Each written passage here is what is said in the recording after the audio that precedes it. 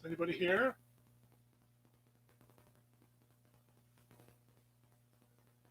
Anybody out there?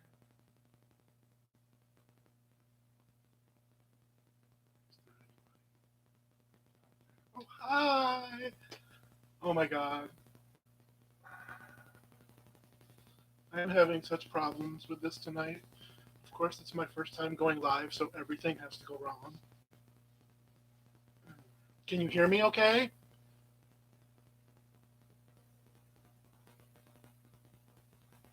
Yay! I'm back. Oh my god. Ugh. Oh my god. I am so tired of this crap. I just wanted to go live. I didn't want to deal with all this technical bullshit.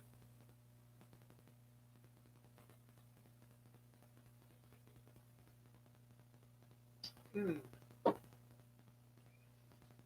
Okay. All right. We're all good. How's everyone?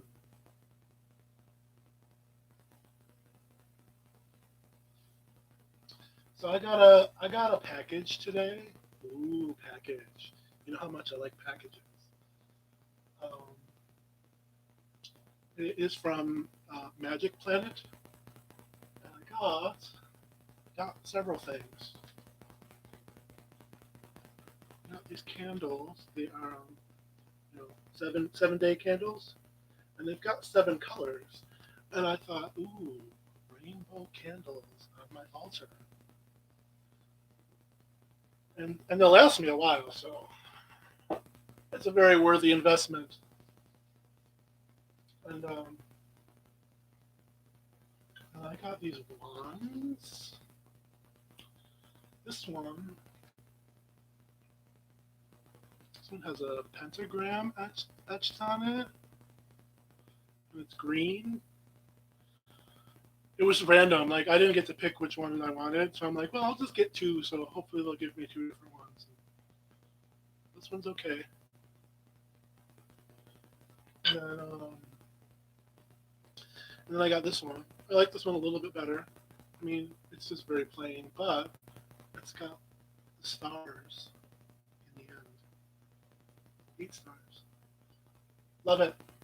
I like wands. Wands are like my favorite. um, wands are my favorite suit in the tarot too. Can you guess why?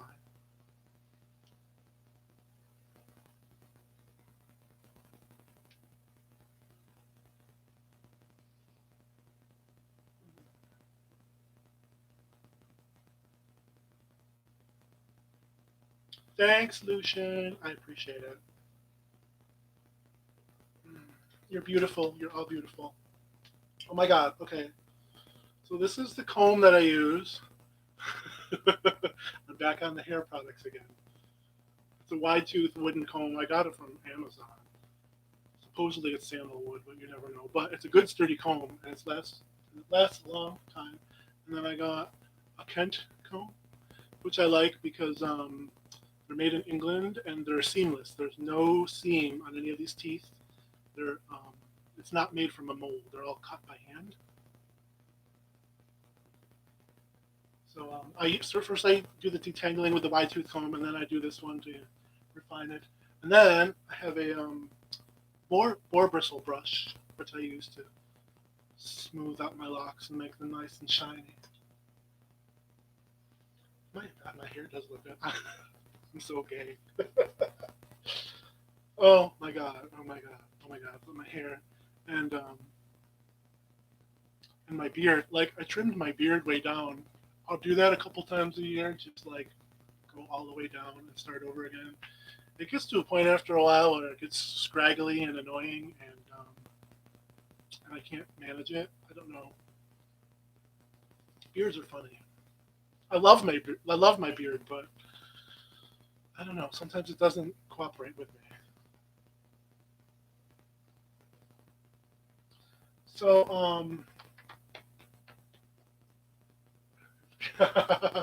I know you are smooth. Mm, that's okay. That's all right. I am not. I am a hairy beast. I definitely take after the Sicilian side of my family. I look like my father's side of the family. I just look very Mediterranean, and I'm just a hairy bastard. So,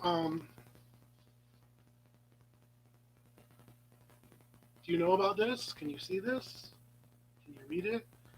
It looks backwards on my screen.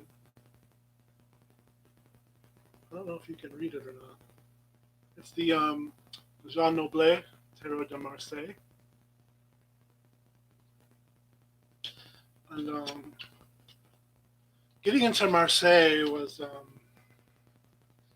I wasn't expecting it, honestly. Like, I was always an RWS guy. Just so much easier to read, and the images are iconic. I mean, Pixie's artwork is just brilliant. What she contributed to tarot is amazing.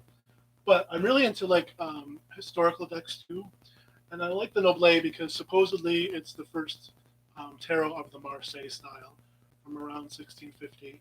And what drew me to it was the Fool. The Fool with his penis hanging out is probably my favorite Fool. And he tells a story. He tells a very distinctive story, and I've been writing this down. You see, so my plan is to actually I'm currently working on it. Is making a video about the journey of the Fool's penis.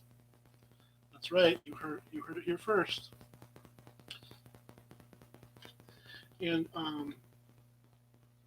the magician with his penis finger. Some say like his wand was broken, or like the wood block that it was carved on was damaged, or you know, or it could be his finger. But I think it's a penis, and I think his penis finger and the Fool's penis tell a story. Very a very timeless story. So, yes, the journey of the Fool's penis, and it's something different. I've never done it before. I'm doing a scripted video, so this is going to be interesting. Um, yes, I can show you more of the deck. Let's see if I can do this. All right, so there's the Fool.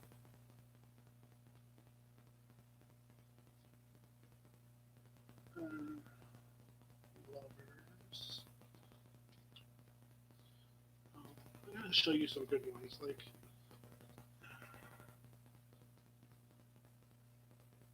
I mean, they're all good. Look at the Death card. He has a very human face. He's got an emaciated body and a human face. It's very different than the more skeleton-looking Death. It's almost kind of zombie-ish. It's not still enough for Marseille. See, I didn't think I was either, but like once I got into the Noblet, it just all clicked. It's like it's a matter of finding the right deck that clicks with me.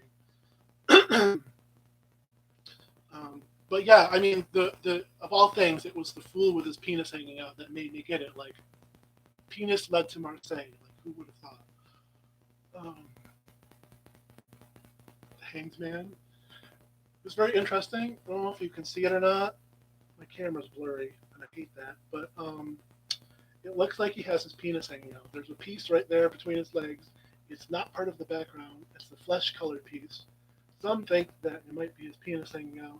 Could very also well be a cod piece. I mean, it could be part of his clothing, you know. But yeah, he's got a little penis hanging out. There's lots of penises in this deck. I mean, not a lot, but enough to make it interesting to me. Oh yeah, okay. There's another one.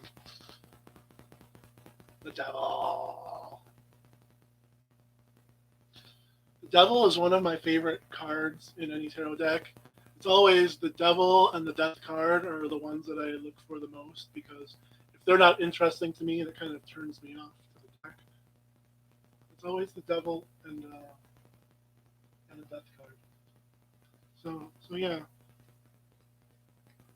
So yeah, that's the Noble Tarot de Marseille. And let's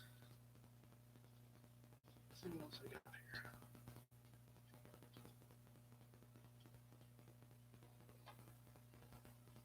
Oh yeah, I got this too.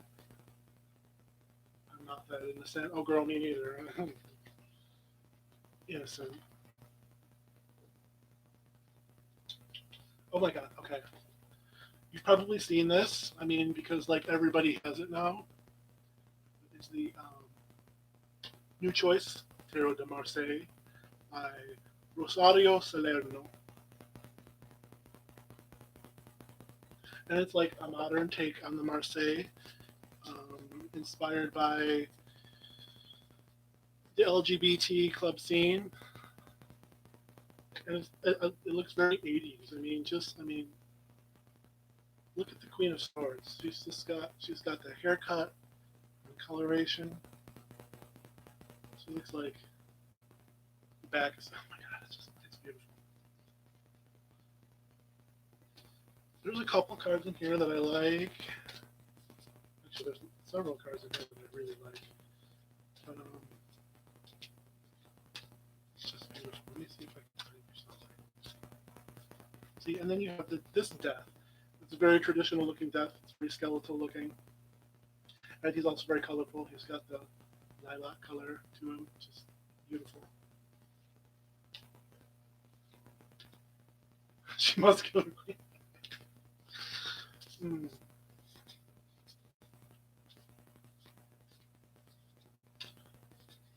Fine. See, that's the problem with the fucking tarot is that there's 78 cards in the deck, and when I'm trying to find one, it's always the last one.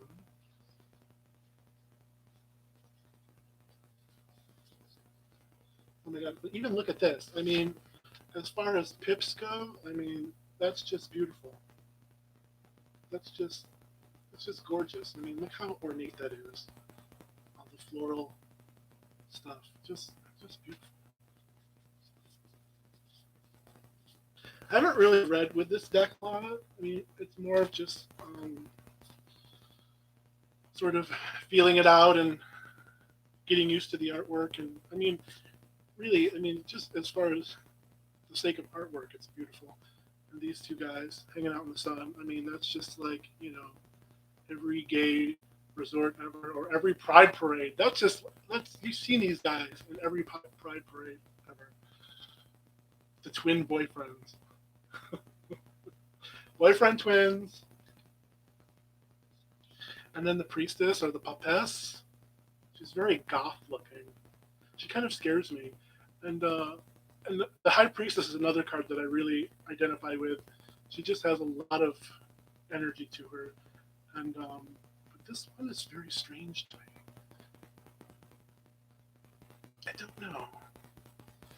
What's my favorite tarot deck? I mean, I don't know. Like I've always been an RWS guy, and I probably always will be. It's hard to say, but I have like several variations of the RWS, and like none of them satisfy me the most. I haven't found the one that feels 100% right to me. I mean, they're all beautiful. I mean, obviously, the Rider-Waite-Smith is just an amazing system. And the Pope. Look at the Pope. Look at his little minions down there and their harnesses. Fucking leather harnesses, man. I mean,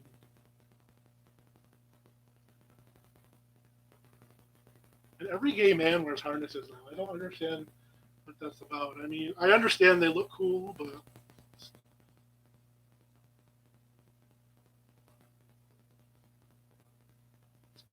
mean, I'm into some kinky shit, and I'm just not gonna just go wear harnesses out in public. I don't know. And it's not that I'm afraid to do that. It's just it doesn't feel like something I would do. that makes any sense. Anyway, the emperor, who's very muscular and is wearing very little clothing.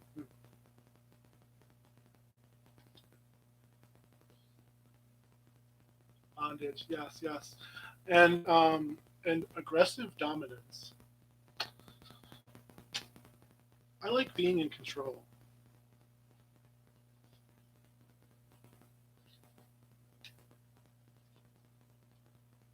I love this magician. He's got like a '70s porn stash. I don't know if you can see that. A total like '70s stash going on here.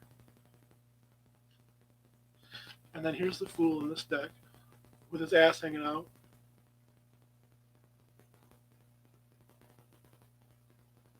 But no penis. See, that's the thing that's missing. Is I like the dangly bits. And speaking of dangly bits, of course this would be the next card. The devil. I posted this one on my Facebook, so if you saw that.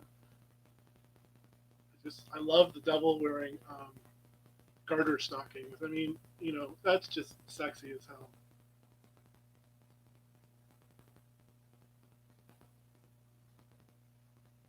See, we're getting kinky up in here. That's okay. Bring it on.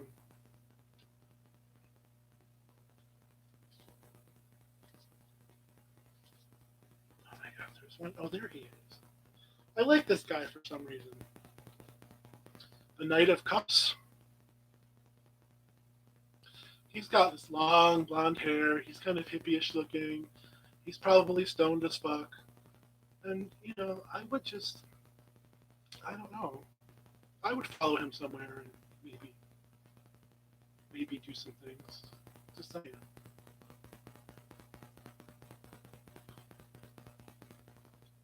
Yes. Yes, total stoner. And oh, and the Hermit. I love the Hermit card. That's another one. The Death, the Devil, and the Hermit are the three cards I always look for in a tarot deck. And if I don't like them, it turns me off to the deck. And I may be a little forgiving, like if it's not 100% what I would do, but it's okay. Maybe I'll be okay with it. But really, you got to have those three cards for me. But this Hermit is just—he's a sadhu from India. They're like holy men. They leave their old lives behind and they dedicate their life to um, to God. Um, and sometimes they wear these robes. This is very colorful. Sadhus tend to wear like gold and orange and red. It's usually sort of gold because they're like saffron colored. And actually, now I'm going to go on a sidetrack because I have here somewhere maybe. Oh, here's one. Oh,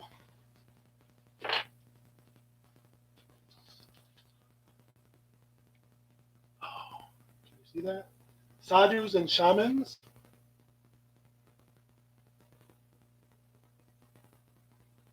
I found this book on Amazon. I love the sadhus, and I have a couple other books somewhere, but this one is great. It's got it's got lots of pictures.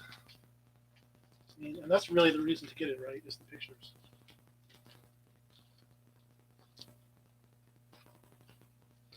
I mean, look at the mass of people in that photo. Just like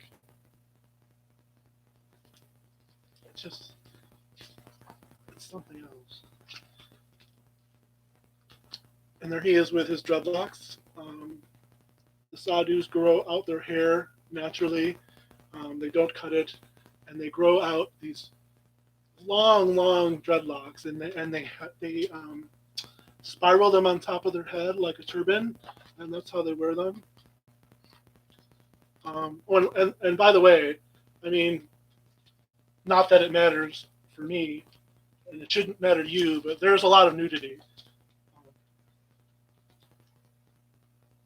I mean, look at these two guys. Oh, you know what they're doing? They're smoking a doobie. They're literally smoking a doobie in that photo.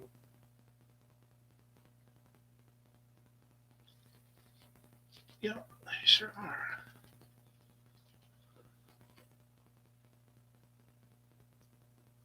I just love it. They're so See, and you can see some of the clothing. See, that's what I mean by the warmer colors. They're all like oranges and golds.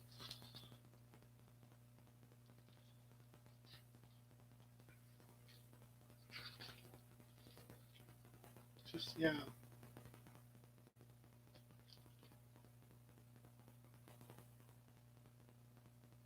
just absolutely beautiful. Oh my god! And here you go. There's a really good photo. He has his malas strung around him.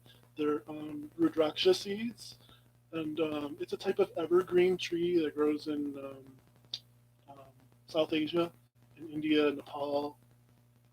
I like naked men. Yeah, well, I do too. Nudity is beautiful, and naked men are especially beautiful. And yeah, I just love it. I don't know if I would ever wrap myself that with that many beads. Yeah, his face is really sweet. But I do like beads. I do like prayer beads and mala beads. Um, and there's that guy. He's smoking a chillum.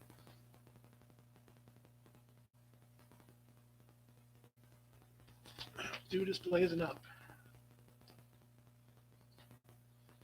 I mean, they're just beautiful. And this book goes into other cultures too. There's Buddhists and Jains, and looks like there's some Middle Eastern stuff in here too.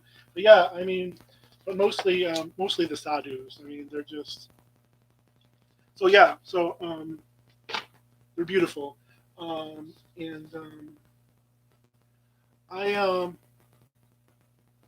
I belong to a medieval recreation group called the Society for Creative Anachronism, or SCA.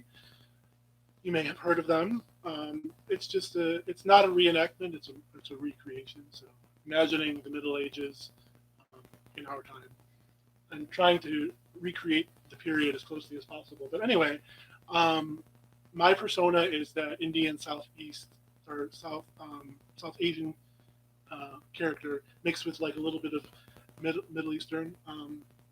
So I sort of created this look, and it's sort of what I do is just create my own look. And even in an environment like the SCA, like I don't want to follow the rules exactly. I want to do it my own way. So I will do my own interpretation of garb because I should have my own sense of style.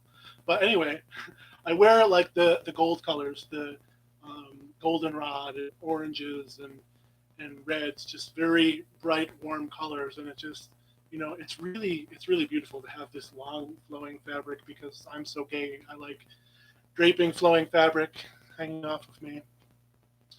Um, so yeah, so I mean, and also with the hair and the beard. I mean, not so much now, but you know,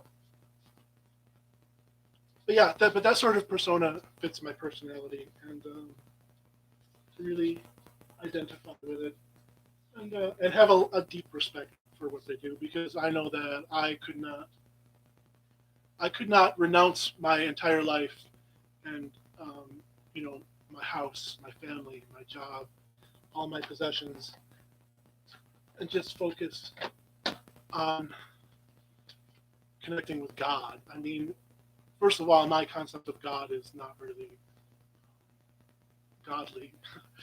It's sort of an extension of myself, my spirit, and my spirit way it connects to your spirit and the universe. Um, but anyway, getting into spirituality.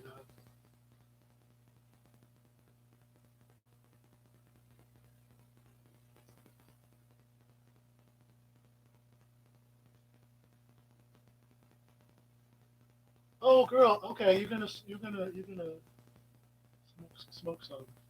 Um, oh, the tapestry. There's actually two of them. There's this one. This one has elephants and stuff on it, and I know that one was made in India.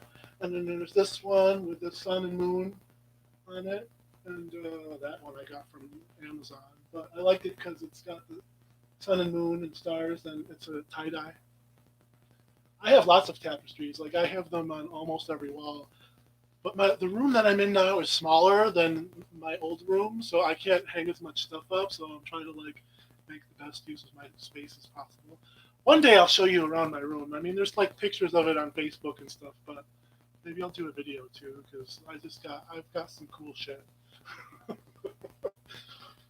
um, so yeah. Oh, the other thing. Okay, that package that I got today.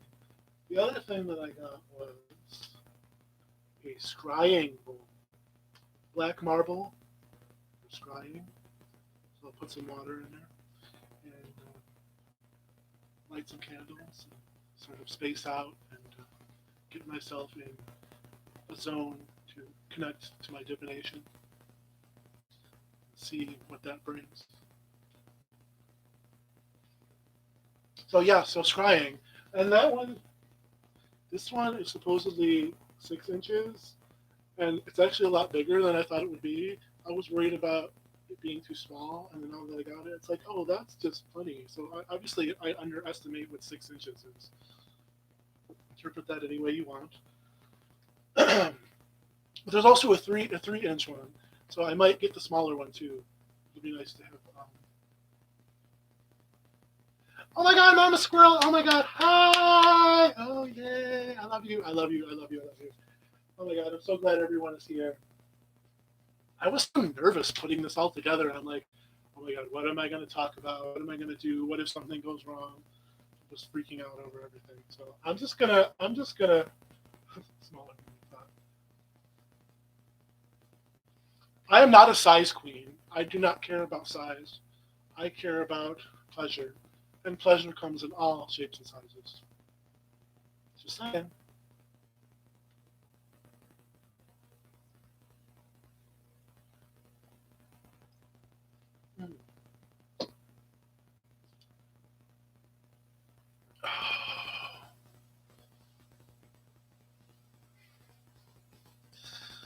Oh my God, I love you guys. This is so fun. This is so fun. So earlier I announced that I'm going to do a scripted video of the journey of the fool's penis, which is very exciting because I've never done that before, and it should be interesting. I'm telling a story in a video using tarot cards. Yes, size doesn't matter. Absolutely, absolutely. And all of our bodies are different. People come in all different shapes and sizes, and expecting people to conform to one aesthetic is just bullshit because that's not the way people are built. So we should all appreciate each other for who we are, or and for more than what we look like. I mean, they're all body parts, which is why I don't mind talking about penises and stuff like that because it's a body part. So why do we treat it with such shame and fear, and we treat it like it's dirty? I am not cool with that. I do not jive with that mentality whatsoever. But yes, so the journey of the fool's penis, and then one thing that I've been planning for a while, that I've been trying to get off the ground, I wasn't sure how to start it, is I'm going to do a video series about gay sex and the tarot. So it's going to be focusing on gay male sex mostly in the tarot, and in my interpretation of it, there will be a lot of wands. Wands. Just saying. Wands are my favorite suit. So I'm doing the journey of the fool's penis, and then the gay sex in the tarot series, which I think I have the first episode planned out. Still trying to figure out how to complete it, but I'm also trying to figure out how to present that. Like, do I do a pre-filmed video and upload it, or do I do it as a live chat? Because if I do it as a live chat, then you can all participate with me. It can be part of the discussion. Because if I'm just filming a video by myself, it's going to be saying, "Well, this is what I think this is," and I kind of hate that. I mean, I could do that, but it makes me nervous. I would rather just be stupid like I am now in front of all of you and act a fool.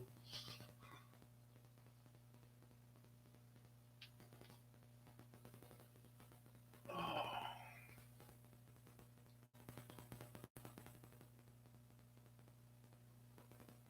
live chat.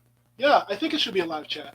But the problem is, I only have 33 subscribers. So, like, maybe I'll get, 3 people on.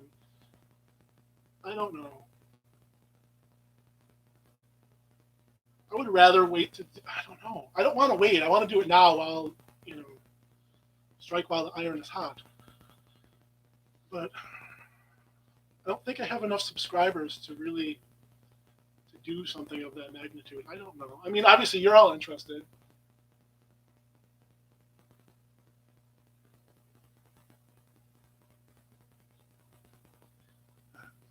Oh yeah. So okay. Let's see. Let me draw a card. We're talking about. I don't know if this is a good idea. Talking about if I should do the gay sex in the tarot as a live chat. Let's see what these cards say.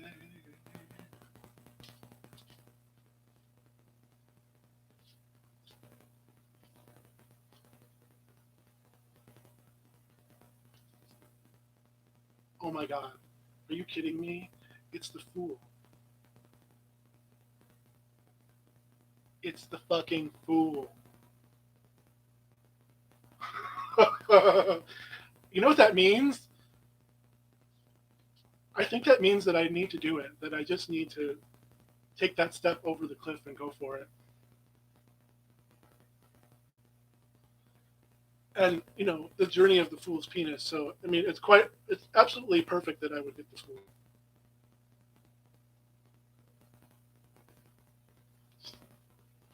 I love it. I love it. See, and this is why I like the tarot because it surprises me like that. Like there'll be times where I'm like, oh my god, I'm not getting anything from this reading. I don't know what I'm doing. Maybe this is stupid. Am I really wasting my time? And then like it just makes sense one day. Like I'll get exactly what I needed in that moment, and it just clicks. It did it that time. It also did it when my aunt Melanie died. She died in October, and it was very hard for my family, and I was grieving pretty hard. Like I took her death really, really, really hard. So I was going through this really dark period, and then there was one day at church I was shuffling through cards and stuff, and I pulled out the star, and the star just represented hope. It represented hope and inspiration and giving me that light that I needed during the dark time, and so it made perfect sense to me. And that's the type of thing that tarot does, and it's always just like a one card draw, and it doesn't always land all the time, but then when it does, it's just mind blowing.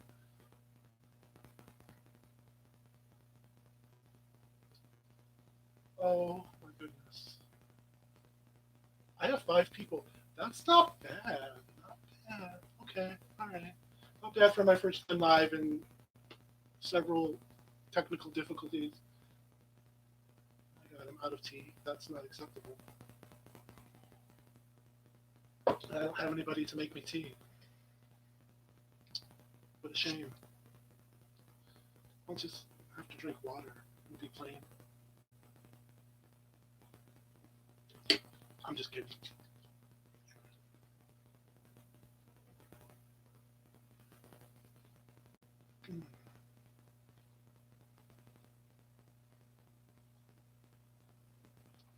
Yeah, it's not bad to have 5 people. 5 people is good.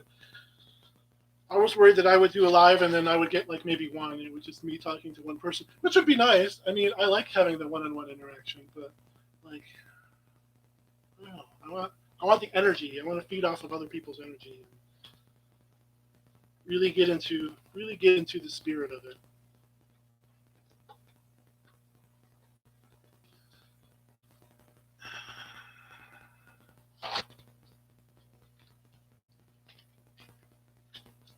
So yeah, I showed this earlier.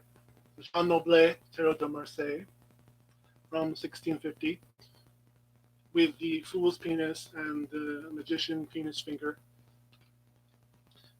Um, and it is a cute little deck. I mean, it's small. It's a small deck, and it's got this really. It doesn't have rounded corners, so it has sort of like that this older card kind of feel, like the Il Manigello decks kind of. Um, but yeah, it's small. I want to find a bag that fits this, or make one or something, or have someone make me one, because I mean it's short, but it's thick because the cardstock is pretty substantial. I mean, it's not the thickest, but it is really thick. And I tried to riffle shuffle with it, and you can't. Just forget it. There's no way you can riffle shuffle. Excuse me. So it's only overhand shuffle. So it's a small deck and a big deck at the same time. And here we go talking about size again.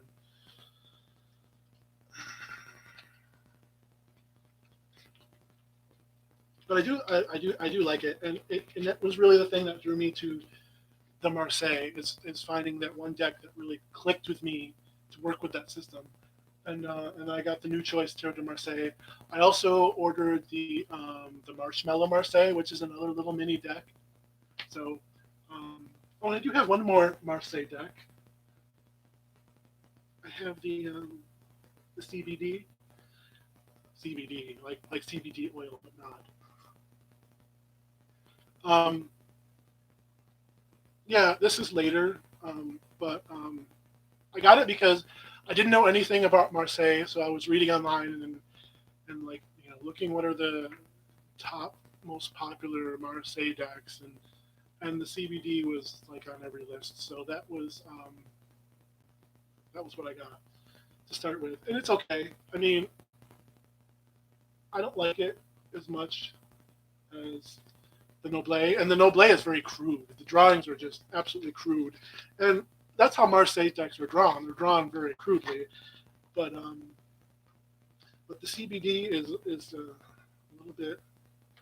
little bit more refined. I'm going to show you. Here I go looking for cards again, trying to find one card I'm looking for. I want to show you the Devil because that's one of my cards. Oh, here he is. There's the Devil. I like the Devil card. I like it almost better than the one in the Noblet. Actually, now I have to show you the comparison because I do. It has to be one of the first ones in here. I bet you it's not. The Devil is different. Here we go through 78 cards. The 78 card Fool's Journey, and I'm the fool that has to go through all the cards.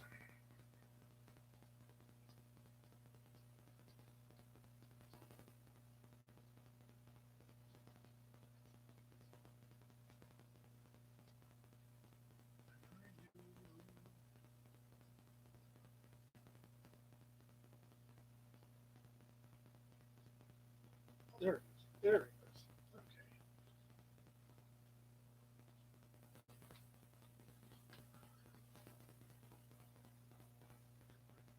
Okay. Yeah. Yeah, the Death and the Devil are two of my favorites too. The Death and the Devil and the Hermit.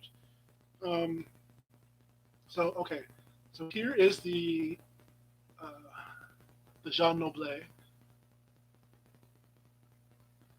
and as you can see, he has the breasts and the penis. So there's that androgynous, intersexed kind of devil, which I like. I like that the devil is not completely male. Um, is neither male nor female. But yeah, and he has the face on his belly, which I like. And there's a name for that face on the belly, but don't ask me what it is. It's probably some Latin word or something that I don't know. Um, but the one on the CBD does not have a face on the belly, which is kind of disappointing because if it did, I mean, it would be practically perfect because I like this devil overall better than this one. It's better drawn. The antlers are better, the wings are better. But yeah, um, the face on the belly, it would be better. But it was okay for my first Marseille. But, but I like this. I like this better. I'm looking forward to the Marshmallow Marseille. Um, oh, I don't know if I should tell this or if I should wait to do video. I'm probably gonna wait to do video, but I found a reproduction of a very rare out of print deck. Someone did a reproduction of a deck that is so rare, like most people have never heard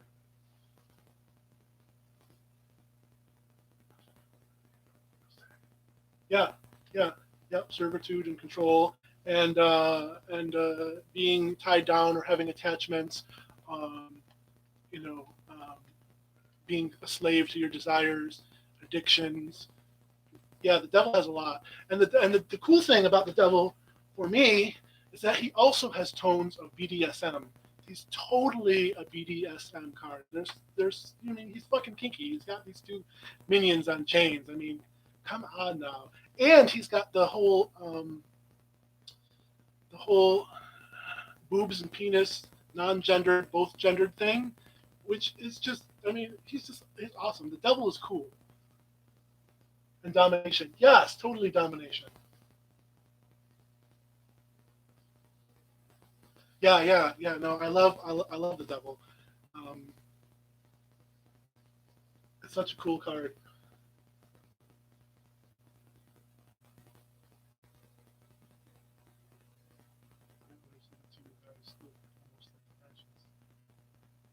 Yeah, yeah. It's a better drawing. I mean, it's a later deck, so the artwork is a little bit more refined. Um, but there's still no fool's penis. Okay, I'm going to send this plea out to the card makers of the world. Put more penises on your fool in your tarot decks, please. And more penises overall. I mean, more penises not going to hurt anybody. I mean, we have boobs and naked women everywhere, so why are we so afraid of seeing more men's bodies? Hmm? You know what I'm saying? You know what I'm saying? Um, let me see here.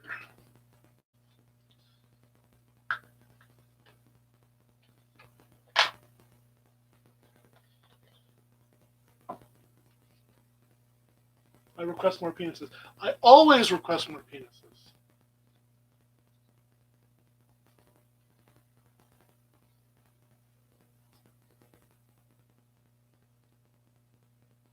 What's funny, I got this deck out and I can't remember what I wanted to show you. There's got to be something. What did I want to show you?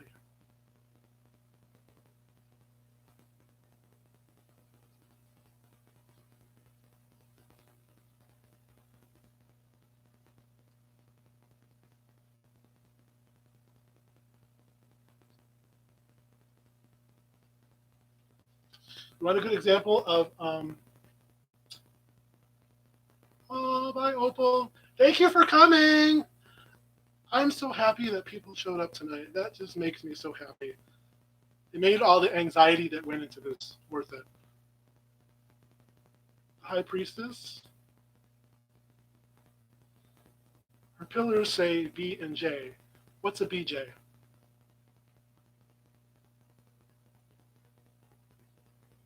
I know you know. And I know that's not really what it means, but that's one interpretation of that can be part of the gay sex and the tarot. She has a lot going on. I mean, the black and white pillars and the pomegranates. I mean, there's just a lot of sexual symbolism in the High Priestess. But it's also very a secretive kind of a sexuality. What did I want to show you? There must have been something I wanted to show you. Now I can't for the life of me think of what it is. Oh, okay. I just remembered. Okay, I know exactly what I meant.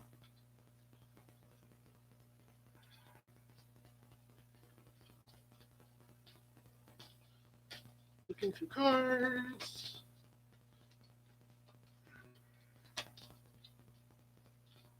78 cards of the Fool's Journey, and the Fool is me. Going through every card, as always.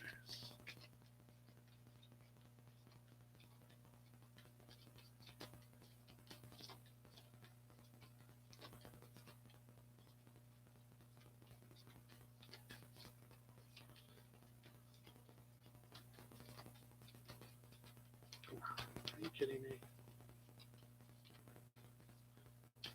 I think that's right. Okay.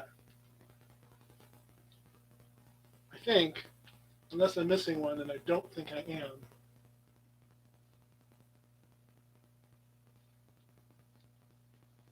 These are the only two examples of male nudity in the RWS. And they're not very good. You know what bothers me the most about the nudity in the RWS? Is they have no fucking pubic hair. Like, why? Why? I want to see bush. Give me natural bush. I want adult humans that look like adult humans, not these pale, completely hairless humanoid figures. I mean, and like, his penis barely looks like a penis. I mean, it's just so poorly drawn. See, I want better penis in the tarot. Seriously, give it to me. Radiant Wise. Yes, that's exactly what it is. It was the closest RWS that I had, so that's the one I grabbed. But yeah, like I just want to see less shying away from the human figure. I want to see more of embracing that and not treating it as dirty and shameful. And wouldn't it be cool to have a nudist tarot and like having nudity on every card? Um, I don't think that I would be the one to design something like that, but I would totally buy that.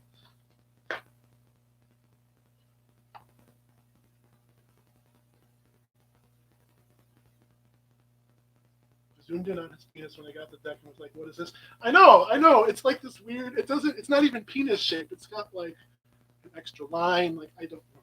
I don't know. I don't know. But yeah, I want to see more genitals and more bush. Let's see it, please. Hmm.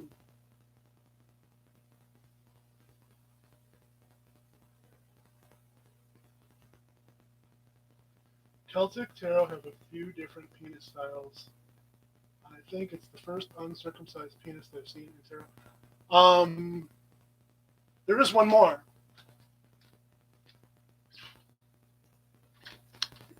Yes, I would like to see more uncut cocks in tarot. Please, please give me foreskin. I like foreskin. I like my foreskin. Okay. Um, I don't have a physical copy of the Robin Wood Tarot because I wasn't sure if I would like it. There's some cards that are kind of iffy to me. So, and one of them was the Devil, interestingly enough. But it has one of my favorite lovers cards ever.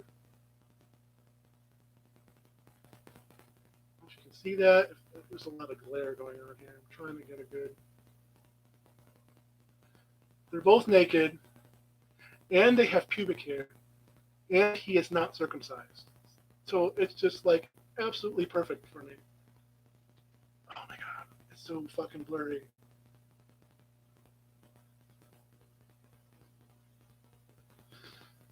I just like my foreskin, but that's a different matter. But why would you dislike your foreskin? Um, Foreskin is beautiful, and they're all different, just like penises, just like everything else.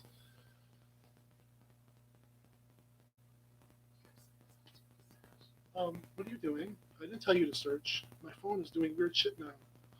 Oh my god. My phone searched do all different just like penises, just like everything else. It completely rearranged my sentence, but it basically got what I said. That's crazy. Um, yeah, Mama Squirrel. Yeah, yeah. They both have bush, and he's not circumcised, and that's the first one that I've seen in the tarot, and I think one of the only ones I've seen. It's actually not. I'm gonna get out another deck. Ah, oh, all right. It's gonna get really X-rated, but of course, I don't care. But just as a fair warning, this is the Saint Jinx Arcana XXX. And I got this because it's an all male deck and it's all nudity and all in various stages of erection. But the problem that I have is it's all the same body type. It's all the same muscular, ripped, fit, tattoos, and giant exaggerated cocks. Let me see if I can find you like there's the lovers, they're making out. I mean, that's not so bad. But and some of the cards are really tame, but there's like, oh my god. See. This is the Crown Prince of Wands, which replaces the queens in the deck. So instead of queens, it's Page Knight, Crown Prince, and King. But see, just the giant cock hanging between his legs. Like, really, how many people have a cock like that? Like, nobody. See, okay, and you can't even see it, but I mean, you can see the cock sticking out, like, from his throne. He's got his sword in one hand, and his dick is erected forward, and you can't make out the detail of it, but that one is uncut too. It's one of the few in this deck. I mean, and it's hard to tell because they're all erect, and they do look very similar when they're erect.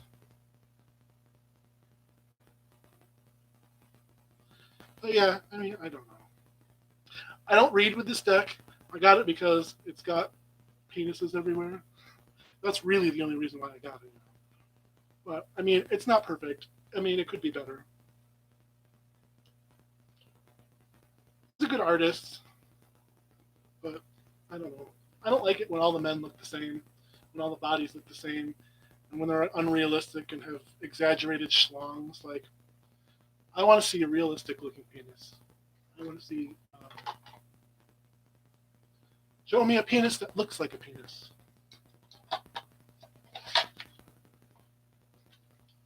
And it came. Okay, it didn't. It didn't come with these, but on the what was the website that I got it from?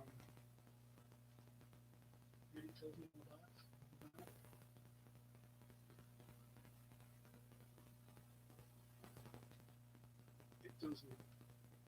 Oh my god, what's the other website? There's Make Playing Cards, and then there's another website that makes cards too, like print on demand cards, and I can't think of what it is. But anyway, they print and distribute the St. Jinx deck, and the actual deck itself is beautiful. There are actually several versions of it. There's this one, which is all male and all nude, and then there's a clean one where the penises are censored, which is completely pointless. And then there's also one that actually has the queens and the female characters instead of being all male. So there's different ones, but one of the things that you could get was like what the fuck do you call it? Not a booster pack, but like an add-on kind of a thing. Expansion pack. That's the word I was looking for. Expansion. Oh, and of course this one is the one on top. But you could also get the signs of the zodiac as naked men, and of course there's mine, Taurus, the bull. But the problem with this one, the card stock is exactly the same, but the way they cut the cards was just really weird. It was really fucked up. Like that one, see how smaller on top and longer on the bottom. And then this one is even worse. Like you're getting to the point where you're cutting off the tops of the cards. And it actually gets worse and worse as you go through each of them. Like Ares, top of his horns are cut off. You can't see that. His front horns are cut off. So yeah, I mean that was kind of a disappointment. But whatever. I have the whole set that I wanted, and I don't really use it. It's just sort of a collector's thing. Not a very readable deck to me. But someone asked me, "Don't you find the penises distracting?" Well, yes, and the reason for that is because they're so unrealistically large. Just ginormous schlongs on my cards. That's why they're distracting. But not the fact that they're penises. If it was just regular naked men, I would just admire that beauty and it would be a feature of the card.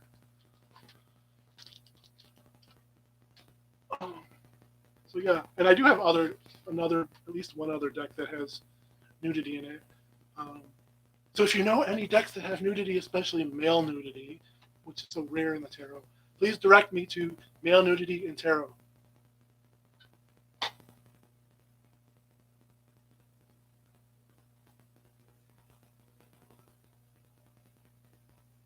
Erection pack.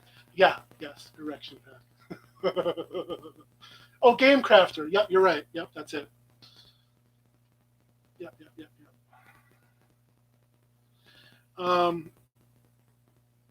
The other deck that I'm working with.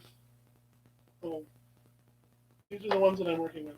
The one that I pulled the Fool earlier when I was trying to figure out if I wanted to do a live video or not was the Tarot of the Master. And you probably saw on Facebook that I trimmed and edged it. Actually, now I have to show you that. So I have it on video. So I took a pastel green marker and edged it, and it actually looks better on this camera than it did on the other one. I think it's paler, which is what I wanted. And I think when I took the initial pictures, maybe the marker was wet, so it looked darker. And I've also been handling it, so some of it probably rubbed off, which is what I like. I wanted a more worn kind of effect. But yeah, the trim turned out really good. I was nervous as hell because it was my first time trimming a deck, but it really turned out much better than I thought it would. And I like it now, and I actually use this deck. So it's one of the ones that I keep on my altar. And the other one that I'm reading with, do you have any trouble with that guillotine? I mean, not really. It was just a matter of learning how to handle it. It cuts really nicely. It was just, and I'm not very precise, so I was kind of eyeballing it and trying to chop where I could, and sometimes I didn't take enough, and then I would have to go back and chop a little bit more, and then there were some times where instead of chopping on the line or outside of it, like I would chop inside the line, so I'd take a little off. So they're not completely even, but when they're all together, you don't notice. Nothing sticks out. It's only like a minuscule amount of difference. So it turned out really well, and I'm very happy with it. And the edging was nice. And I just bought a bunch of Crayola markers. Oh my god, I have to show you my markers before I show you this next thing.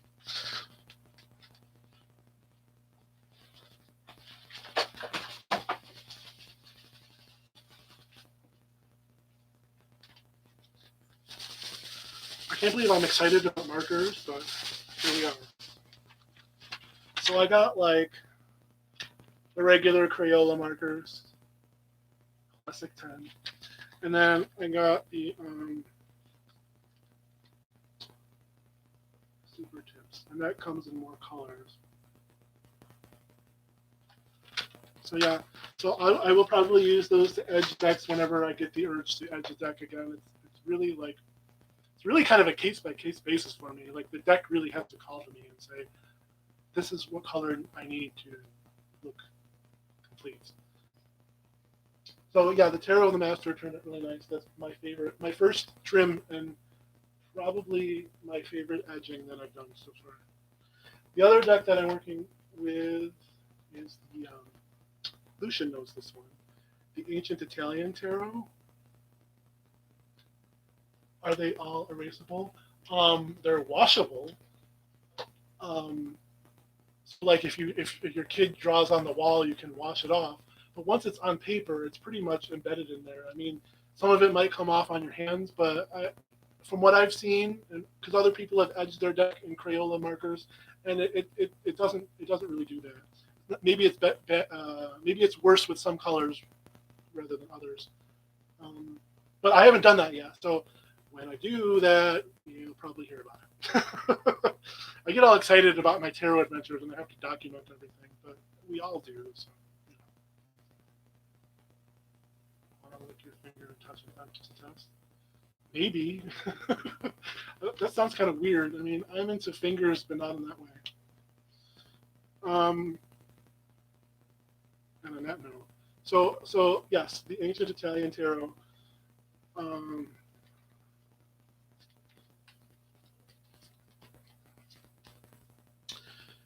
The interesting thing about this deck was that it was kind of the start of my tarot journey. My first tarot deck that I got was 10 or more years ago. It was actually maybe more like 15 years ago. So it was a long time ago. And was called the Fairy Wicca Tarot, I think. But it was a very Celtic themed deck. The titles were in English and Gaelic. And it was cool. I mean, for my first tarot deck, I liked the artwork, but it didn't really gel with me. It had a cool design, and I actually watched a walkthrough of it like a week ago or so because I hadn't seen it in a while. And I'm like, oh yeah, I remember that. So but that was a long time ago, and that was before I really started really getting into tarot, like really wanting to explore it as a part of my spiritual path. Okay, so I did a video of this maybe a week ago about chronic illness and pain, living with chronic illness and pain, and I talked about the lymphedema and cellulitis in my legs. That's a recurring illness, and so when I get the cellulitis in my legs, I get a fever. And I just feel sick without being sick, which I explained better in the video. But it's a really bad feeling, and I spend a lot of time in bed, and I can't sleep. And I started doing what I call fever shopping. I'll just go and buy a bunch of shit, and because I'm bored in bed and I feel like crap, and material things will make me feel better. So one of the things I bought was the Ancient Italian Tarot, and I first heard of it because one of my Facebook friends, like a longtime Facebook friend, uses this deck, and I was so fascinated by it. I loved that it was an Italian deck, and I didn't really know anything about the history of it, but I was sort of drawn to it, but I couldn't read with it.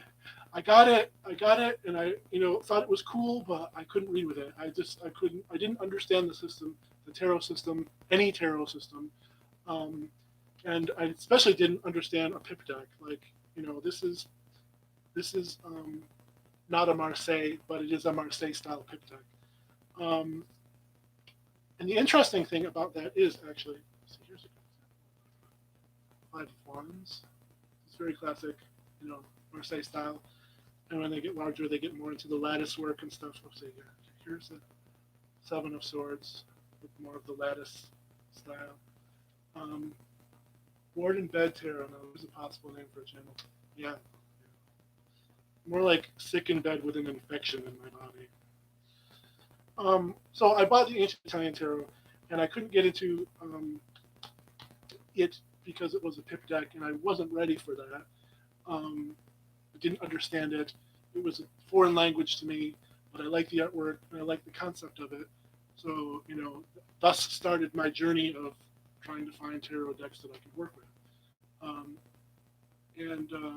And that was actually, I got cellulitis for the first time in February of last year, and then I had it again in March, and then the third time was in November, and the third time was when I bought my tarot deck.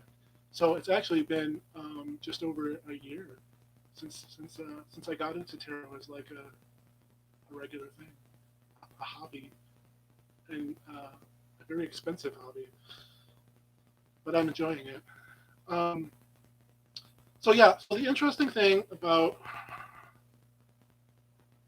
this deck um, and some other later Italian decks is that we all know that tarot started in northern Italy in the 1400s. Um, it had like some predecessors before that, um, but um, the earliest tarot that we know of is from the 1400s. So, so tarot was born in Italy. Tarocchi is what it's called, and it existed for a long time, and it spread out into France and Switzerland, and then they developed their own styles of tarot. The Marseille is a French style, and then there's a Marseille variant, I think, which is the Swiss style, which is what the what is it, the 1JJ Swiss tarot is, that style of deck. But what's interesting is that tarot sort of died out in Italy, like people lost interest in it, but it thrived in France and Switzerland. And then later on, the French kind of reintroduced tarot into Italy, and the Marseille style sort of influenced um, future Italian decks. So then you get, you know, stuff like this, and there is I think it is similar in like the Visconti Sforza and the early Italian decks. There are those kind of pips, but the way they're arranged in here is very Marseille-ish. Um, I'm gonna wait to read with this deck as it's Marseille style. It's similar to Marseille style. Yeah, it's sort of a Marseille influence.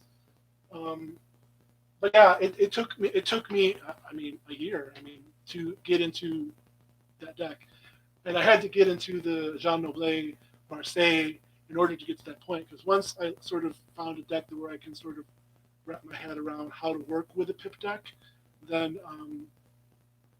I had to find that deck that works for me first, and then it sort of opened the door to other Marseille and pip style decks. Um, so yeah, so it took me a while to get to that point. I mean, I'm an RWS guy through and through. It's a good system. It works for me. I mean, there are some things that I don't really like about the RWS, but it's the easiest to read tarot system, and it's one that everybody knows. Um, and having the scenic pips with the pictures of the people on it does help, but it also limits your interpretation. And that's the cool thing about the Marseille is that the cards are open to interpretation. So you sort of read it influenced by the other cards around. Um, the minors sort of serve as the spices to the rest of the cards, to the major arcana. So the major arcana is like the meat and potatoes of the tarot, and the minors are sort of the salt and pepper, paprika, garlic powder, whatever you like. Wish I could read with Marseille, but 5-6 doesn't do much for me. Yeah. But yeah, I don't know. It's not for everybody, and I wasn't sure if it was for me. I'm still learning how to use it. I mean, it's still a new thing for me, but I'm kind of liking it so far. But the one thing that I wanted to talk about, which was the whole reason why I got into talking about the ancient Italian tarot, is that I'm very interested in Sibilla or Sibilla cards, which are sort of like a cousin of Lenormand. It's sort of a similar kind of style, but a different system. And I liked the Sybil decks more than the Lenormand because they have scenes that like I can read intuitively. So what I bought was among all the other decks that I've bought recently is um, there's the Everyday Oracle, which is a Sibilla, an Italian Sibilla deck, and it's from the same period as the ancient Italian tarot, and the artwork is a little bit different, but I think that they would gel really well together. So I can, read the tarot and use the Sybil as sort of, I don't know, an additional something or another.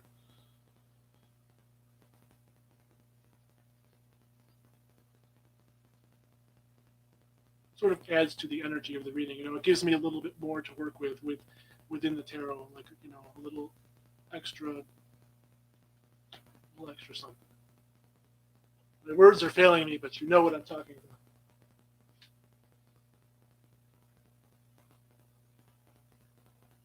about. The RWS seems like the Rosetta Stone for so many other decks. It is.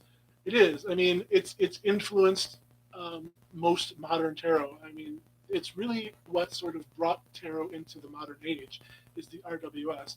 I mean, Pixie's art is legendary. You can see it in movies, and whenever people think of tarot, they often think of the RWS. I mean, that's the first image that comes to most people's minds. So you can't deny that the influence that she had on modern tarot, and the fact that the Rider-Waite-Smith system is its own system. So there are other clones which copy that system, but I mean it's just like anything else. But it is very easy to read. It's very easy for people to identify with, and it translates well over lots of different styles of decks and lots of different types of artwork. I still prefer the original Pixies artwork most of all. I mean, I've seen a lot of different redrawings and different colorations and different interpretations of the RWS, and just like her very crude drawings. I mean, and I hate to say that they're crude, but I mean, some of the line work is kind of weird, but I mean, it's not any different than like Marseille decks where the eyes are pointing in different directions and the proportions are all wrong. And Pixie's people actually look like real people. I mean, that's that's the difference. What did I do with that? I must have put it away already. Oh, it's right here.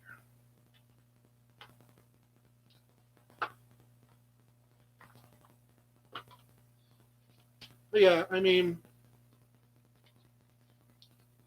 and this Hermit. I mean, the Hermit alone is legendary.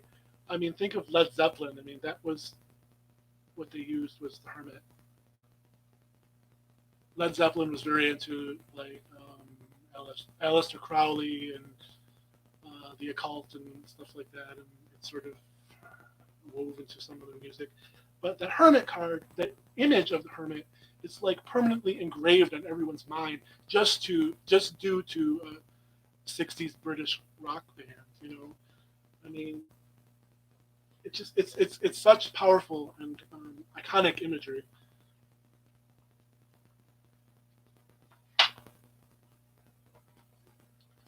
How many decks do you have so far? I haven't done an inventory yet, so I don't know.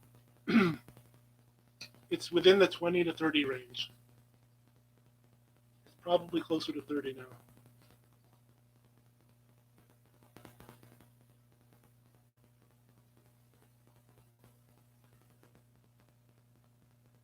Robin, do you have any opinion about James Wycliffe adding a full moon to the Hermit card in his deck? I like it. I think it adds to the Hermit image, and now I have to show it. Thanks, Robin. Luckily, this is the deck that I carry in my book bag with me everywhere, is the RWS 2.0, because I like having one nearby. It's a just very good all-purpose deck. And Robin and I have talked a lot about this one, but I mean, this was the one, I have to show you this now. This was the one where I edged in all the pastel colors. You can't really see it very well on camera, but it's just all pastel colors. Okay. But I'm going to show you, let's see, I was looking for the Hermit, right?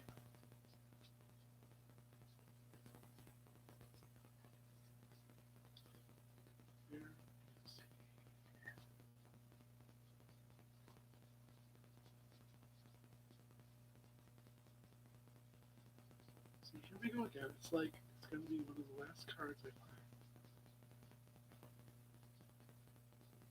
Oh, there he is. There he is. Okay.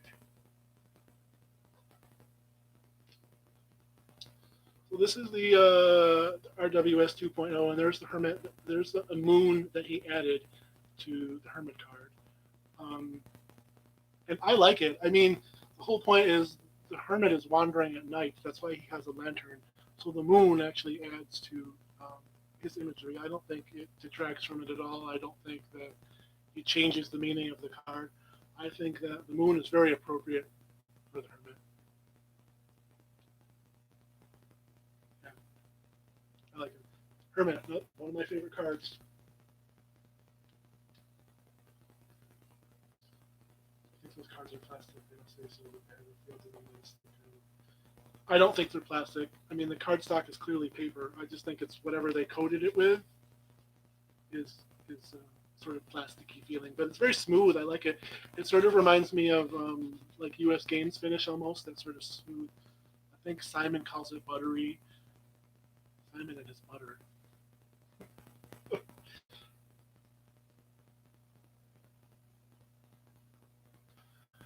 Lucian, what was your method of studying tarot? Um, I'm still studying tarot. I'm always studying tarot. That's why I want to do a video about the Fool's Penis and the Noble deck. That's why I want to do a series about gay sex and the tarot, because I'm still finding new things about the tarot that I like.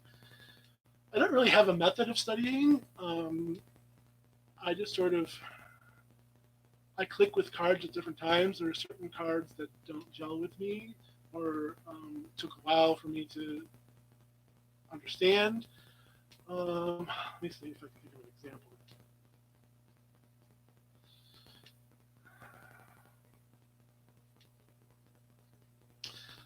Oh,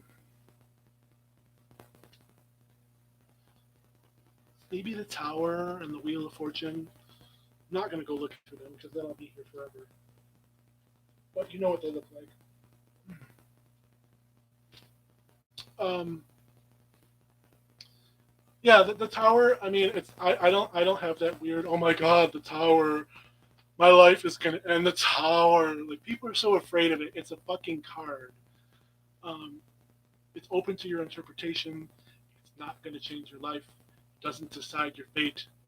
You, it's supposed to be a useful tool for you. So, um, so yeah, the tower was one that I didn't really understand. Like what it meant, I sort of got like the image of the falling falling tower, but to really understand that it meant sort of uh, things in life falling down, things falling apart. Overturning power structures and shaking things up.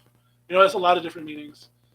Um, the other ones was the Wheel of Fortune. The Wheel of Fortune, I still have trouble with. I don't really like a lot of Wheel of Fortune cards.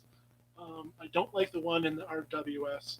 I do like the older, like Marseille style better. That has sort of, it looks like a wheel, like a carriage wheel, and that's the sort of image that I have of the Wheel of Fortune is like a carriage wheel. And if it's not a carriage wheel, then it has to be like the Wheel of Fortune, like the game show Wheel of Fortune, where you spin the wheel and you get $400 or you get a trip to Malibu or whatever. So I mean, I don't like weird tangent there, but I don't like the Wheel of Fortune in RWS. I don't like it in a lot of decks. It's just a card that like I understand what it means and I'll read it that way, but I don't know. Um, the suit that I have the most trouble with in the RWS is is the swords, and I like swords. I think, and I think that's actually one of the advantages of Marseille and Pip style decks is that I can interpret the swords my way instead of having it the way Pixie depicts them. And I like her artwork, and some of those images are just like iconic, like the Two of Swords with the blindfold and the cross swords, and just I mean, they're cool images. But there's a lot of pain, a lot of trauma, a lot of anguish in swords. And I know that it can be interpreted a lot of different ways, but I mean, I don't always see swords that way. So I don't know. I don't know. I think swords to me are a little bit more diverse than what is in RWS, but I can work with what is in RWS. But anyway, that's the whole point that I'm getting, is that there's no system that's perfect. To sort of like and dislike different things about it, and not getting into um, other styles of tarot and cartomancy, like the Marseille and now the Sibylla. And there's another one which I'm not going to tell you about because I'm going to do a video about it.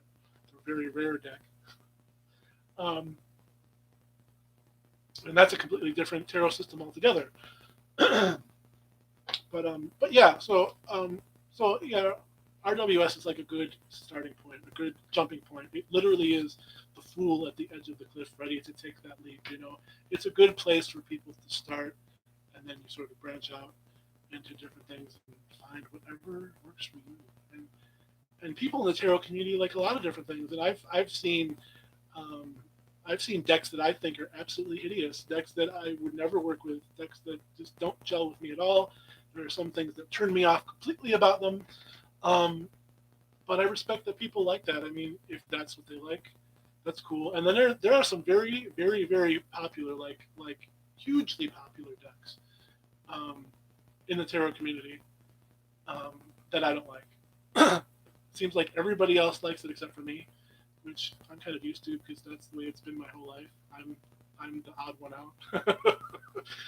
I'm the weirdo of the bunch. I hate RWS Wheel of Fortune too. Yeah, I don't know. I don't really gel with it. It doesn't work for me. Mama Squirrel's going, I love you.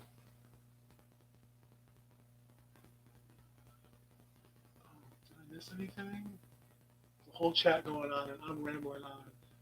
Uncle Badger, there was much occultery in 60s and early 70s rock. Cro-Magnon, for example. Yeah, oh yeah. There's a lot of it. I mean, um, but I don't think anybody had that iconic tarot card like Led Zeppelin did. I can't recall any other band of that era that had something so distinctive that um, you know permanently imprinted on our consciousness.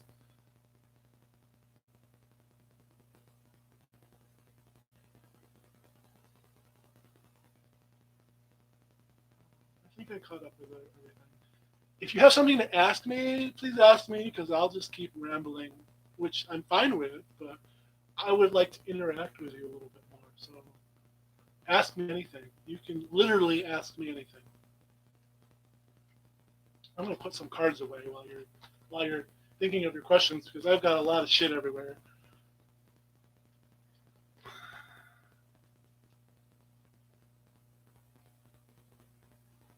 Incredible String Band reference tarot cards in some of their lyrics. I didn't know that. I haven't come across a lot of tarot references in in music that I can think of.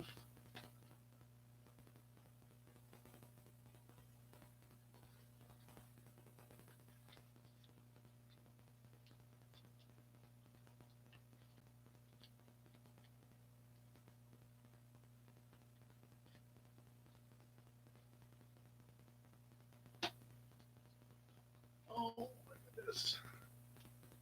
I have so many cards. Do you ever find yourself in a sea of cards? They're everywhere.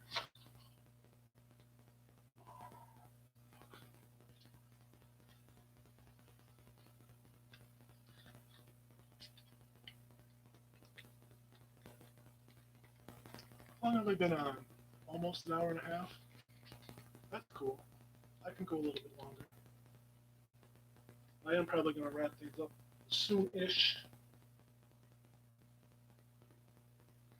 What did I do with it? Oh, yeah.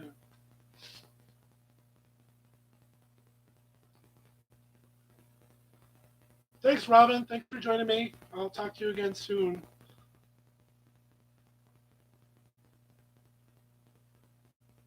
This is the Peggy bag, Peggy bag that I have for the RWS 2.0. It has blue and purple butterflies on it, and the blue butterfly is my symbol.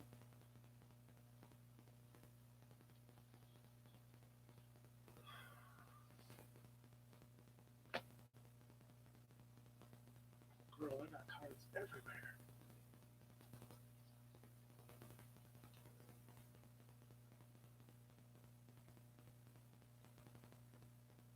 Oh, Opal, I'm glad you had fun.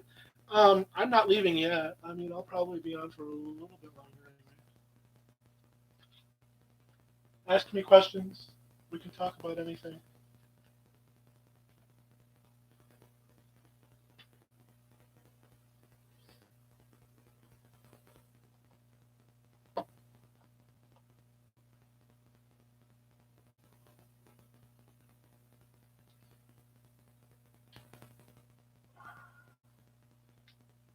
Who else we got in the room? Who's still here? Show of hands. Who's still here?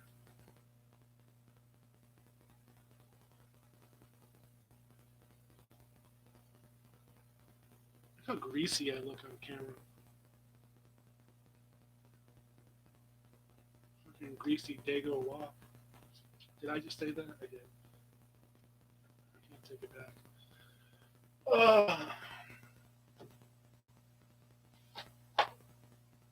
Part of it is the light too. I always have such trouble getting good light.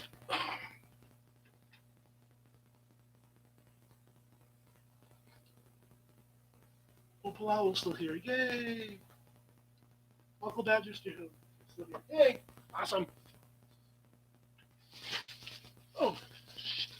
Okay. I'm gonna light some more incense.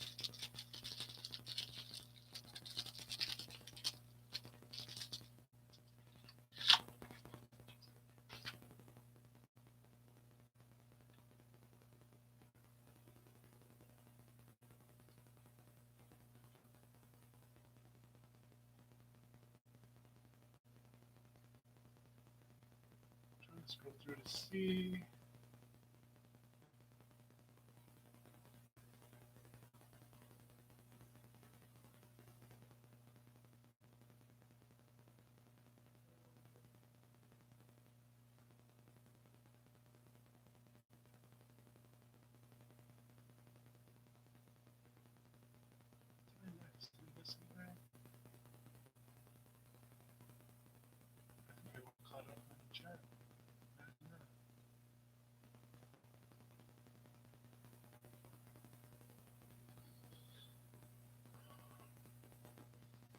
Yeah, incense. What am I burning? That's what I'm burning.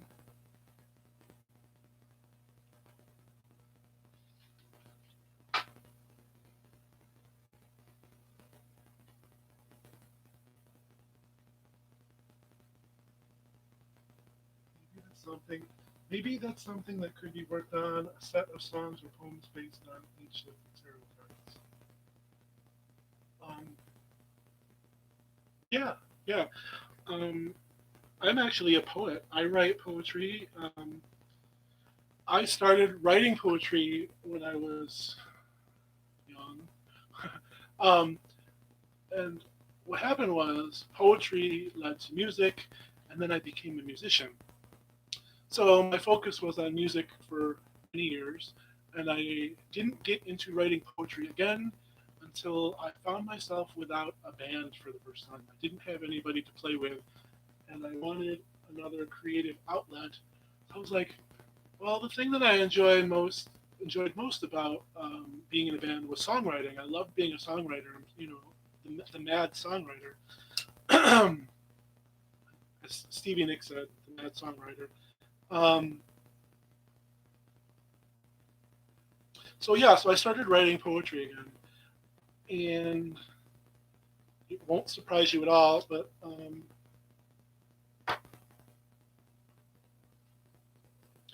the when I first got into writing poetry again, I started writing erotic poetry, which, like I said, is no surprise. I would write erotic poetry. I mean, penises again. Um, but it was a good place to start. I had a lot of fun with it, and I still write some erotic pieces now and then. But I sort of got away from my initial style of writing. But I still enjoy it writing erotic stuff. I just have a lot more to say now. Imagine that. But I do attend a weekly writers group. We meet on every Wednesday, um, and it's all different styles of writing, not just poetry. So I think a poem about each card would be a form of tarot study as well. Absolutely, absolutely, and that's not a bad idea. I kind of wonder if someone else has already done that. I mean, there's no reason why anybody couldn't do that because poetry is a unique individual experience. But yeah, it's an interesting concept. I don't know if I would write a poem about every single tarot card. 78 poems is a lot of poems, and it takes me a long time to write 78 poems. I mean, it would probably take me a couple of years to write a full set of poems about every tarot deck or every card in the deck.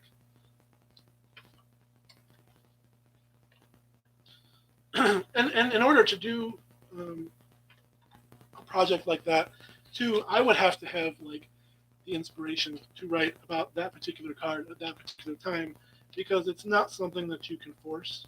It has to happen naturally, um, which is, I mean, really like everything else in the tarot. Like sometimes certain things click and sometimes certain things don't. Like I said earlier, you know.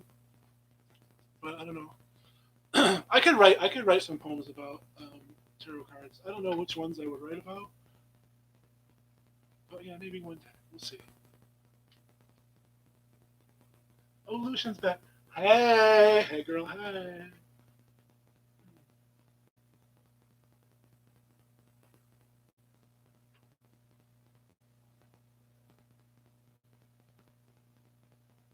Ooh, I got 6 people now. Ooh, look at that.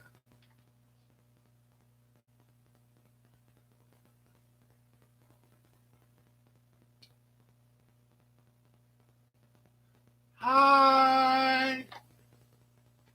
Thank you for being here. Oh my god, this is so much fun, you guys.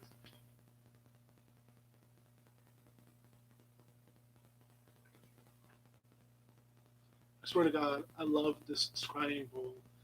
It looks a little dusty because it just came out of the box today, but I swear, I mean, I'm going to clean this out, or at least rinse it out, and I'll put some water in it, and maybe tonight I'll meditate a bit, gaze into my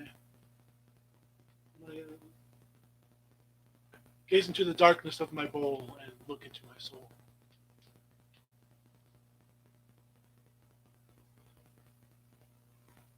Yeah, but I like that. I like that.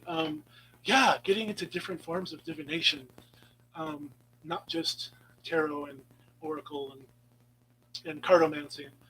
Um, yeah, now getting into scrying, and I like the idea of a bowl because it's fairly cheap and you can you know it's reusable. Um, a lot of those mirrors are very expensive, scrying mirrors, and you can make your own. I know that you can take a picture frame and spray paint the back of the glass, and and then you have a black mirror. Um, I don't know. I don't know. That's not me. I don't really want glass. I like stone, which is why I got the bowl. I just would gel so much better with stone instead of glass. You love Sprite? Yeah. I mean, I'm just literally just getting into it. Like that is my first step into Sprite. Um, so yeah, we'll see how that goes. I think it's going to be fun. I don't really know as far as what other forms of divination that I would get into. Um, I'm not really into pendulums as much. Um, I'm not really into spirit boards or Ouija boards. Um, although I do have this thing.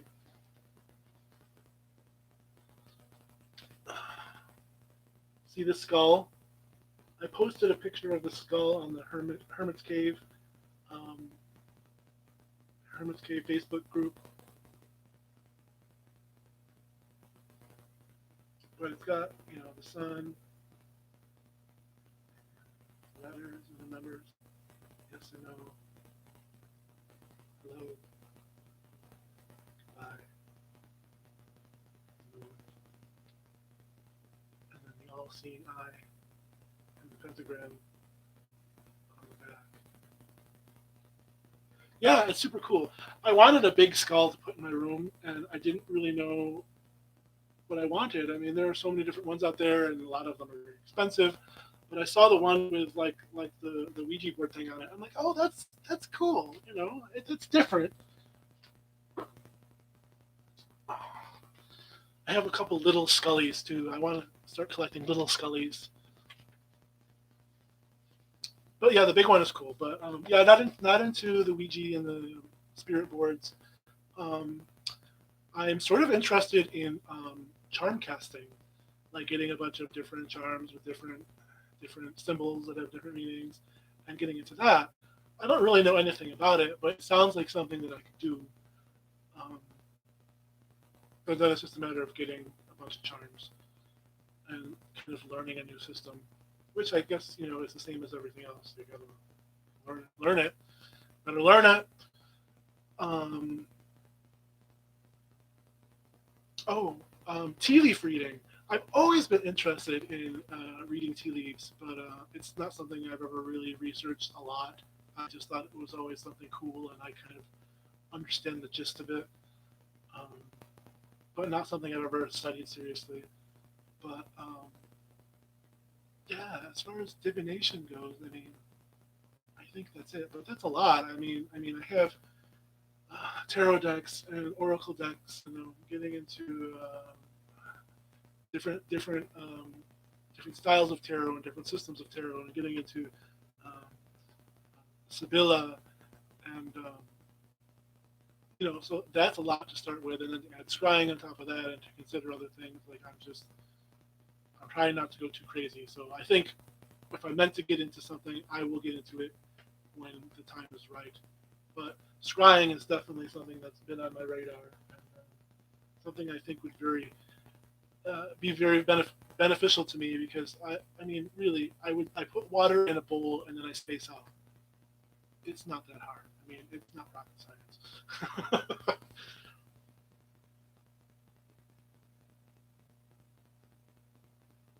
A friend got a replica of John Dee's obsidian scrying dish.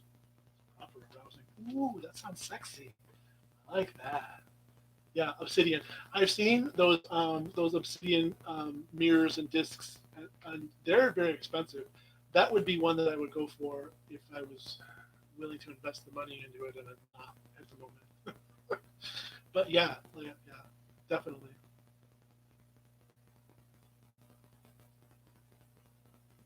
What did I miss? Lucy Purr is the ringleader. What the hell did I miss? What are you talking about? I'm missing everything. Never got into pendulums or mirror scrying, though. I gotta get into bone casting. Yeah, bone casting.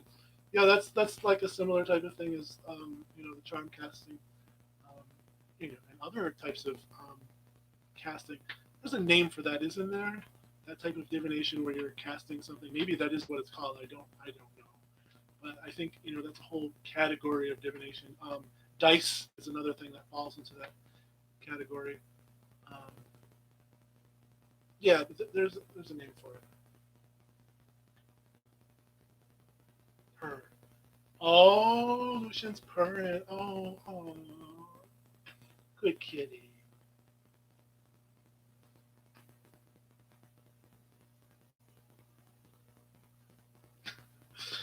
Oh my God, I love you all. You're absolutely fabulous, and I'm so glad you're here.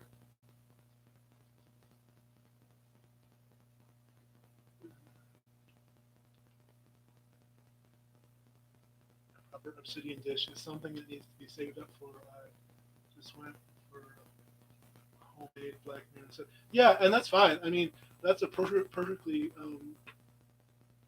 fine form of a black mirror. And, you know, there's no right or wrong way. I just knew that wasn't what I wanted. I think that if I was going to get a black mirror, I would want something that's not glass, something maybe that's a little bit bigger. I've seen one website that I was looking at recently had like vinyl black mirrors, like they were literally black vinyl, like circles, kind of like records, but without like the groove in them. Yeah, just like a vinyl black mirror. Like I think that's an interesting concept. Um, I would worry about it getting scratched. I think once it gets scratched, it sort of loses a little bit. Maybe that's just me. Pyromancy. Oh, yeah, James Chinese farm of where you put tortoise shells in a fire and see how. Oh, that's cool. What's Lucian doing? Oh Lord, look what you got me doing.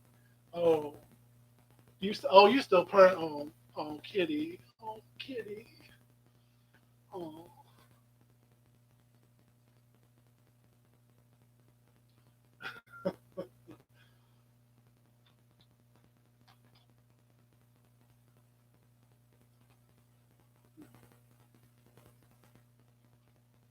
crystal balls. Yeah, I'm interested in crystal balls. Um, I'm not sure if that would be a good form of scrying for me. Um, I've always thought crystal balls were beautiful and very alluring, but I haven't found one yet that I feel like I need to get. Um, Maybe one day I'll find that crystal ball that calls to me like, yes, this is the one that I should have. But that hasn't happened yet. I think finding a scrying bowl was an easier task for me. But we'll see.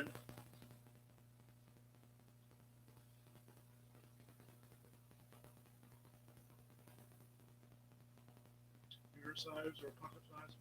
Yeah. hmm Yeah, I like the idea of a little pocket scrying mirror. I can almost see it in like a little like a makeup compact case. You flip it open and there's a mirror inside there, and you powder your nose or whatever you do.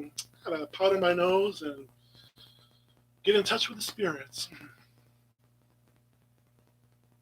I want a proper big crystal ball. Well, yeah, I mean, don't we all? But size isn't everything, my dear.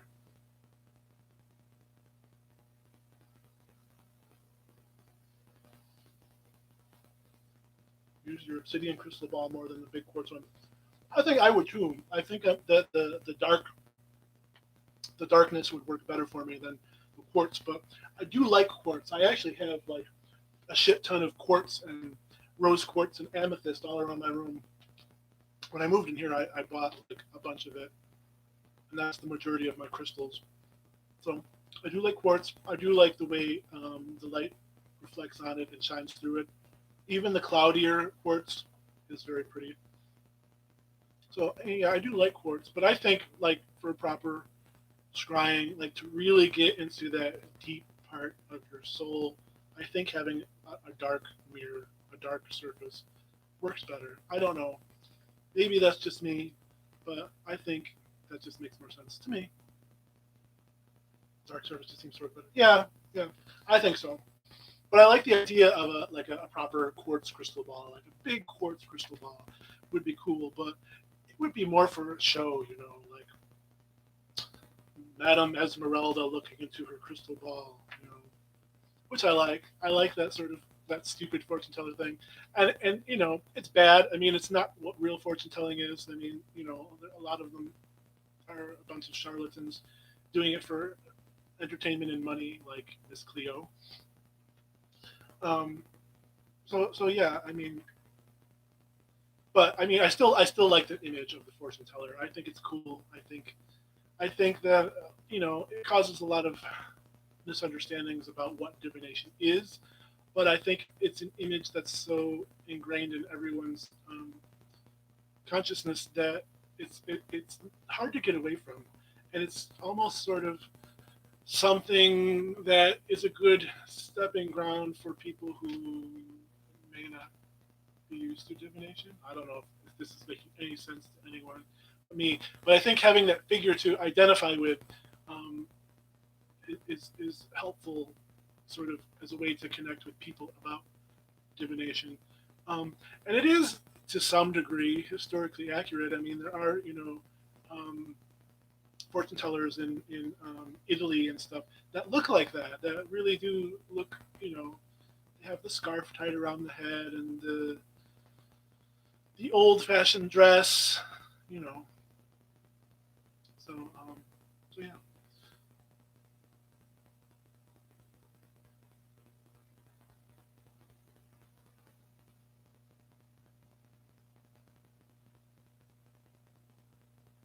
I prefer a cloudy quartz.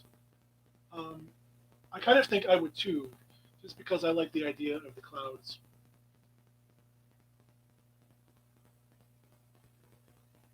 Whispers of Three. Hello, I've been here a while. Couldn't make my chat work.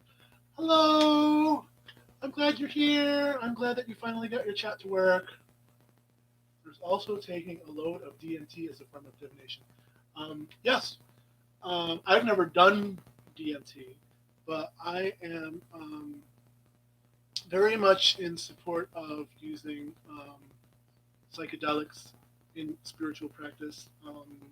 And theogens, I think is what they're called. ENTHEOGENS, I think. And there, I mean, there is all this time. I mean, people have been, using uh, chemicals to alter their state of consciousness since they discovered what they were. But yeah, I've never done DMT. I don't know if I would, but um, I'm supportive of psychedelic drugs. Um, I've done some things, but not that.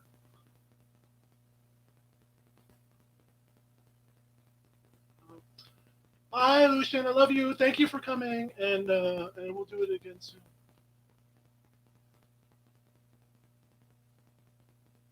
How do you say that? Ayahuasca.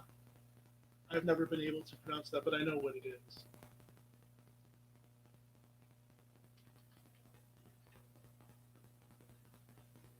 Um, oh, we're talking about drugs. I'm like the naughty chat. I've got like all the penis and the sex talk and drugs, sex, drugs, and rock and roll. That's just you come to Antonello for all your sins. Oh,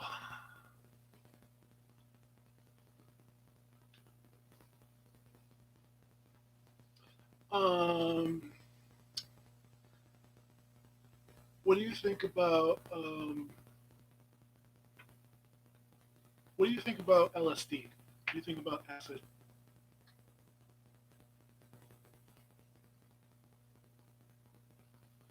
Anybody tripped on acid? Excuse me, burping over here like the pig that I am. Or mushrooms. Has anybody done mushrooms? Psilocybin.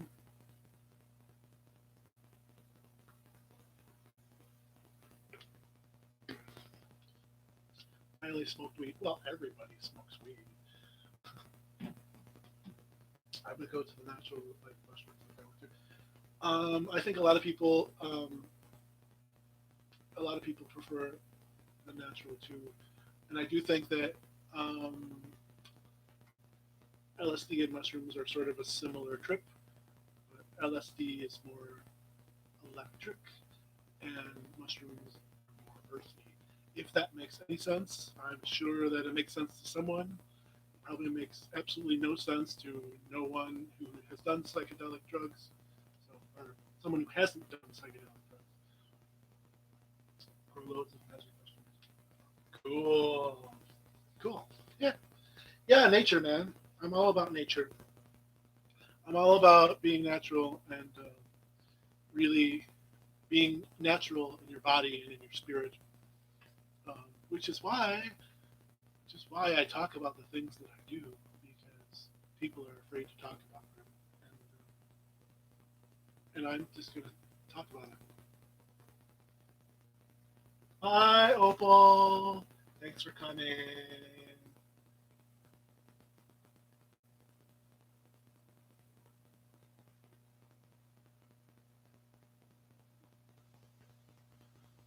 Oh.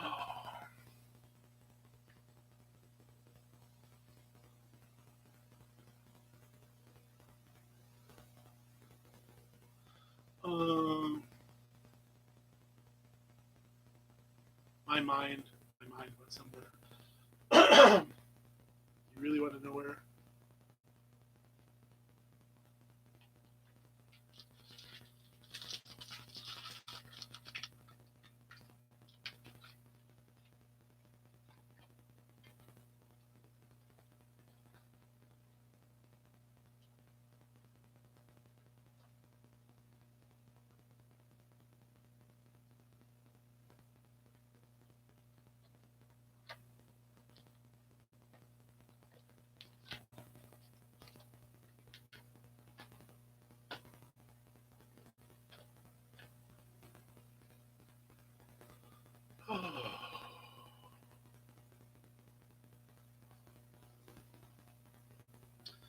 um,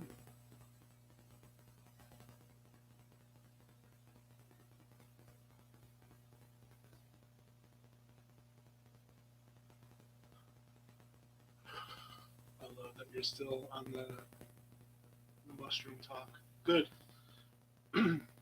um,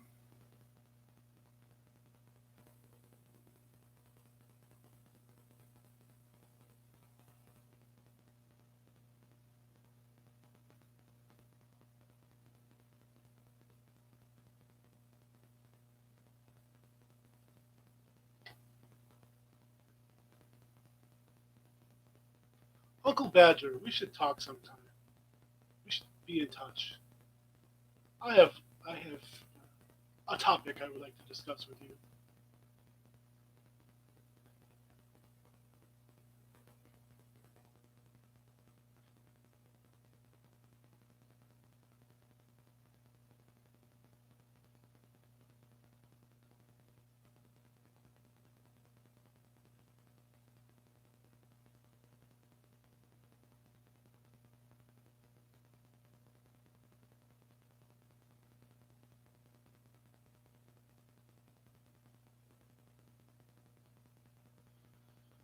Oh, dear me.